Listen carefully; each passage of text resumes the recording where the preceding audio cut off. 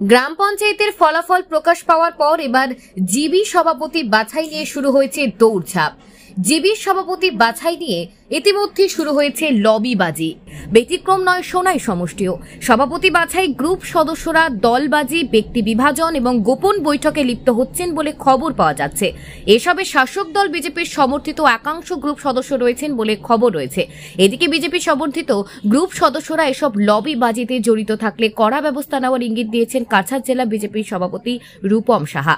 সম্প্রতি এক সম্বর্ধনা সভায় রূপম সাহা জয়ী গ্রুপ সদস্যদের স্পষ্ট ভাষায় বলেন, মনে রাখবেন আপনারা জেতেননি, বিজেপি দল আপনাদের জিতিয়েছে। বিজেপিরা ভোটাররা ভোট দিয়েছেন বলেই আপনাদের জয় হয়েছে।